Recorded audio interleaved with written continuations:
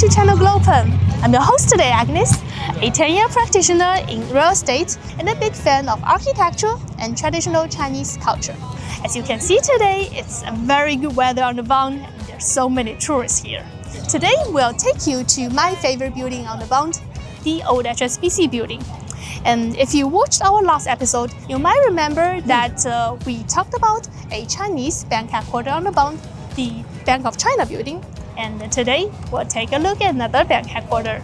The building with the largest footprint, the widest facade, and an impressive dome, as you can see right over here. And today, it's used by the Shanghai Pudong Development Bank. So follow me, it might take a minute, and we'll walk closer to this building.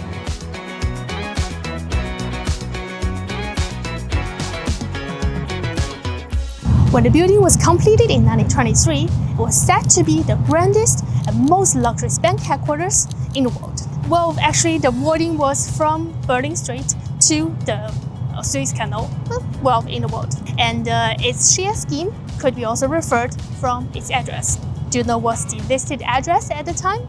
It was number 10 to 12 the Bund. As you can probably refer from this address, it was originally 3 different buildings. Number 10 the Bund, which was used by the Bank of Communications, and number 11 the Bund, which was used by a trade house, and number 12 the Bund, which was once used by HSBC itself. So in order to build this grandest bank headquarters, HSBC merged its 2 neighbors. They bought off its 2 neighbors actually, and they merged it into this building, which has the largest facade and the largest footprint.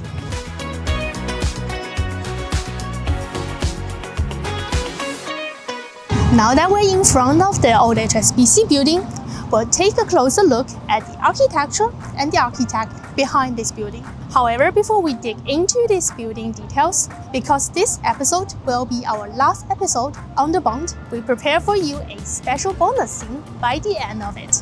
Please stay tuned and don't walk away. I guarantee you like it. In our first 2 episodes, we looked at the Peace Hotel, which is a typical Art Deco style building, and the Bank of China building, which is a typical Chinese Renaissance style building. In our episode in Peace Hotel, we mentioned a little bit about the neoclassical building, which is an architectural style inspired by the Greece and the Roman style buildings. Do you still remember the 3 most important features of this style building? Yes. First is the tripartite division and even the imposing structure. And second, the perfect symmetrical. As you can see here, the left side mirrors perfectly the right side. The most standing out feature would be the sheer scheme of the monumentality of this building, which gives you an imposing feeling. As we mentioned several times, this building has the largest footprint on the Bund. And more to it, this building is a typical or very, very typical neoclassical building because of its use of these columns. These columns, if you take a closer look of it, are massive. They look like a typical Roman style column. However, apart from the neoclassical styles, on the top of this building, you can see the Hui pattern, which is not a Roman style or Greek style pattern. The Hui pattern is a decorative pattern that's often used in traditional Chinese buildings, even clothing, or even Chinese vase. It's loved because of its continuous pattern, which symbolizes a continuous and long-lasting happiness or good fortune.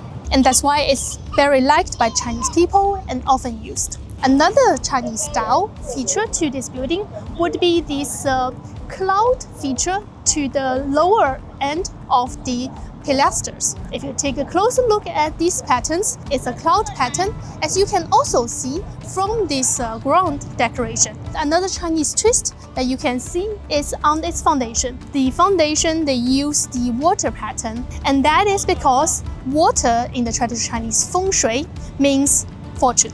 So often when you build a bank or a real estate headquarters, the element of water is very important and they will be used to impose or to represent a good fortune. Well, guess who is the architect behind this building? Which architectural firm designed this massive bank headquarters? Palmer and Turner. Does that name ring a bell? Does it sound familiar to you? Well, if you looked at our last 2 episodes, you might remember that this is the same architecture firm that designed the Peace Hotel and the Bank of China building. It is not a coincidence that all 3 of our episodes features on buildings designed by this architecture firm. This firm actually designed 9 out of 22 buildings on the Bund. So who is this architecture firm and why do they have such a big influence on the Bund? Let's take a deeper look at it. So now we are right in front of the old HSBC building. If you look up, you can feel the imposing scheme of this building. It's just huge. These pair of bronze lions are actually casted in UK specifically for this HSBC headquarters. So if you take a closer look of this lion with its mouth closed, you'll find a very interesting feature. Look at its tail. We'll see the saw mark right over here. So why does this saw mark exist and what is the story behind it? There are 3 versions. The first version is that it was during the World War II, during the invasion of China by the Japanese troops, a Japanese soldier cut it with its sword. Second version, it's said that after the People's Republic of China was established in 1949, in order to cut off the tail of capitalism, people tried to cut off the tail of this lion right in front of the HSBC building. Well, the true story is more plain. It has nothing to do with the politics, it has nothing to do with the war. It's just a teenager boy trying to trade this bronze for some candies. And more to it, this sculpture actually is a replicate. The original versions, the original pair, now existed in the Shanghai History Museum as one of their main exhibitions. While they reproduce this sculpture, they faithfully reproduce also this saw mark in order to represent the true story, the true history behind it.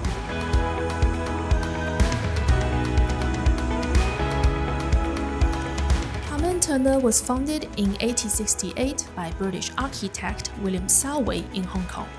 As Shanghai Bund, the firm expanded there to Shanghai in 1911, establishing its Chinese name Gonghe Yanghang and going on to shape many of the city's iconic buildings. There's a saying among architects, half a dozen of P&T's blueprints and you've got half the architectural history of the Bund. Out of the 23 historical buildings on the Bund, Palmer & Turner designed almost half of them. The closest competitors are firms like D&H and Morrison & Co., who only designed 3 each. Palmer & Turner wasn't just about quantity. They shaped the style of the Bund itself. In the earlier years, their design were neoclassical, such as Asia Building in 1916 and the HSBC Building. But by the late 1920s, they had embraced Art Deco, as we can see in the Sassoon House, which we visited earlier. Their approach can be summed up as colonial modernity, a mix of European neoclassical authority with local cultural adaptations. And you can see this clearly in the design of the HSBC building.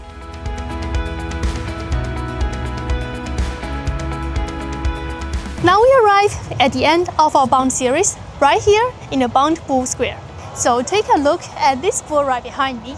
Does it look familiar to you? Has any one of you been to the Wall Street, New York?